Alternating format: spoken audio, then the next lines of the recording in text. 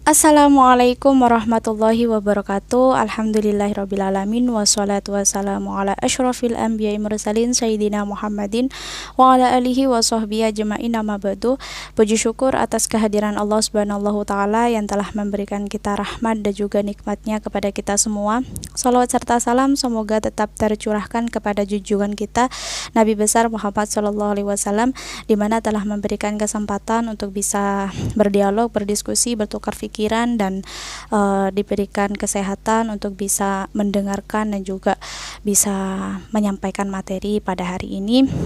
Semoga hari ini lancar dan semoga kalian tetap semangat untuk mendengarkan materi yang telah saya sampaikan. Jadi hari ini kita akan membahas tentang menemukan passion dan juga motivasi dalam menulis. Jadi bagaimana cara kita menemukan passion dan juga motivasi dalam menulis. Menulis itu ya kegiatan yang membosankan, tapi membaca karya-karya orang lain itu juga membosankan.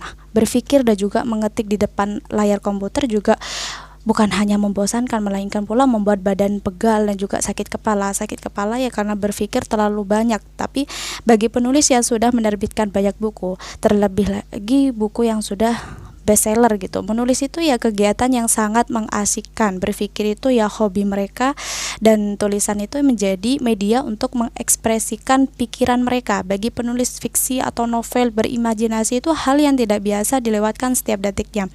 Jadi tak semua orang memiliki passion yang kuat untuk menulis. Kebanyakan orang antusias di awal-awal tapi putus di tengah jalan. Nah, hanya beberapa paragraf pertama yang kelar, setelah itu berhenti menulis karena putus asa. Nah, bagaimana cara untuk mengatasi hal ini? Atau alasan dibalik rasa malas ketika menulis itu, mengapa menulis menjadi kegiatan yang membosankan?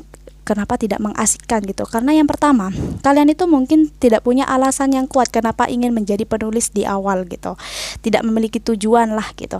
Tapi kalian itu membaca sebuah buku. Buku itu membuat merasa terinspirasi atau bahkan termotivasi untuk menulis buku yang serupa gitu. Tapi ketika melakukannya, kalian berhenti di tengah jalan. Ide dan juga rencana pun hanya menjadi wacana dan juga tidak pernah menjadi suatu kenyataan.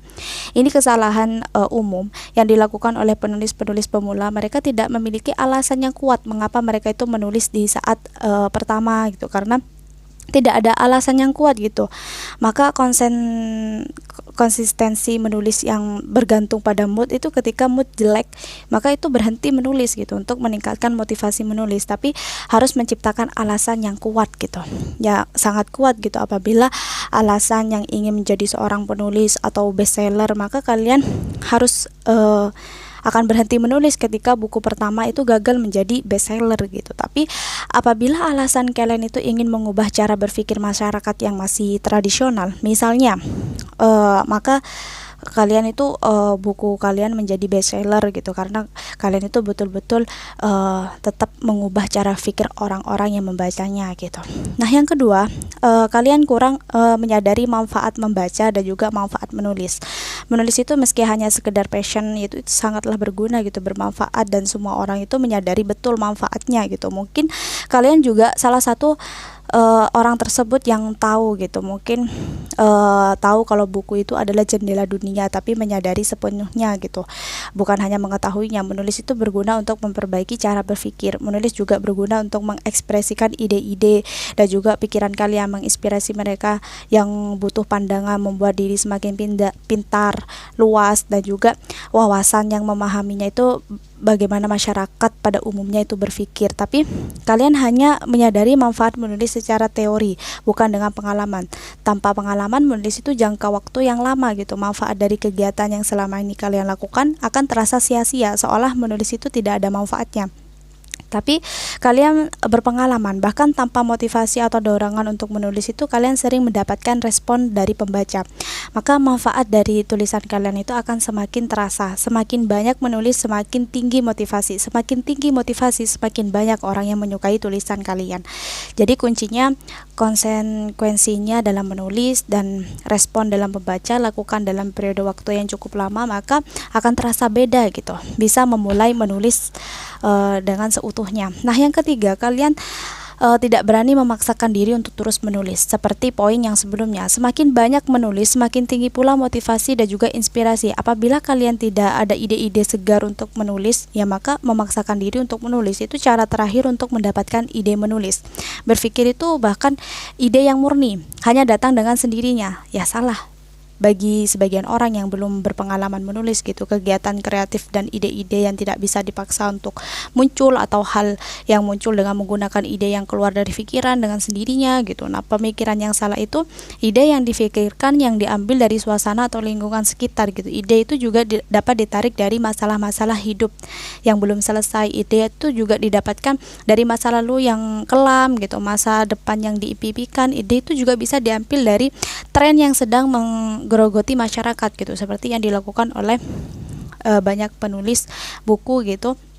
Apabila terdapat suatu hari di mana ia tidak produktif dalam menulis, maka 2 halaman jelek itu bisa dijadikan ide tambahan untuk tulisan yang lebih sempurna. Jadi ide itu bisa didapatkan dari mana saja.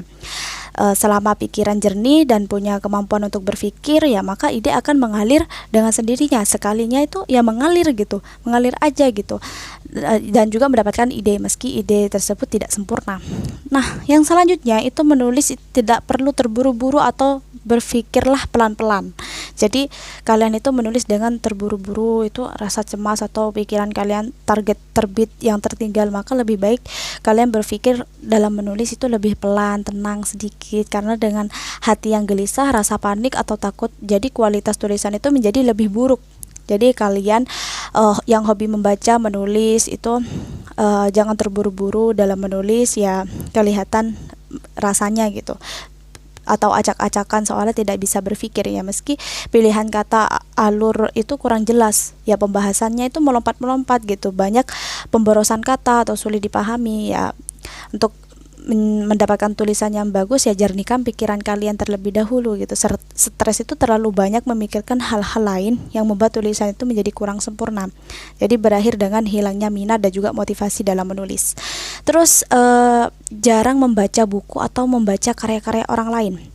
Minat, motivasi atau passion dalam menulis itu menjadi turun karena tidak bisa mengukur kualitas tulisan kalian sendiri, tidak tahu kualitas karya sendiri, dan kehilangan semangat karena terlalu banyak meragukan karya kalian yang memang belum sesempurna karya idola kalian. Tapi kesalahan penulis pemula itu mereka terlalu banyak membandingkan karya yang awal memang tidak sempurna dengan karya yang idola mereka gitu, idola kalian gitu. Banyak yang membandingkan, rasa percaya diri pun itu berkurang gitu. Jadi banyaklah membaca buku dan baca lebih banyak lagi, mulai dari buku-buku tulisan yang buruk hingga paling bagus gitu. Daripada itu ya kalian harus banyak belajar gitu. Sederhana dan motivasi ya, hingga memberikan suatu motivasi diri kalian itu semakin kuat, seperti buku-buku tentang filsafat atau buku-buku fiksi atau non fiksi gitu, dari populer atau yang bestseller gitu. Kalian baca semua buku-buku itu sebagai referensi kalian dalam menulis. Semakin banyak buku yang kalian baca, semakin tahu pula bagaimana kualitasnya gitu, semakin paham pula bagaimana gambarannya.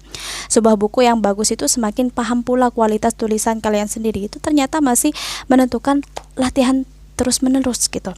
Dengan begini semangat dan motivasi menulis itu tinggi gitu, semakin tinggi, bukan hanya karena keraguan menulis karena berkurang gitu, melainkan karena kalian itu semakin dapat melihat peluang yang bagus dari tulisan karya orang lain gitu. Nah, jangan terlalu mengharapkan pujian dari orang lain. Dimana mengharapkan pujian itu tulisan karya kalian sendiri, bagi saya ya justru malah mengurangi semangat dalam menulis.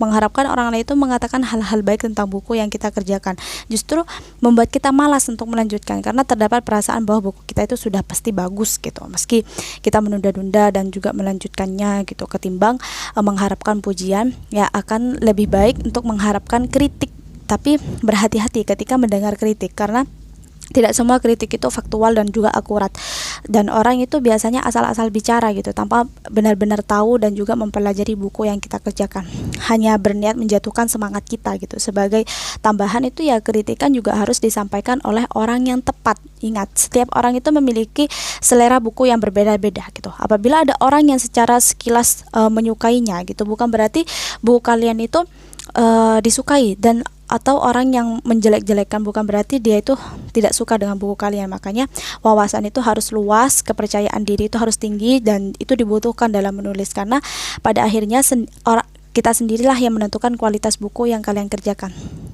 gitu. Nah, selanjutnya itu gaya hidup keseharian dan juga kesehatan itu juga dijaga.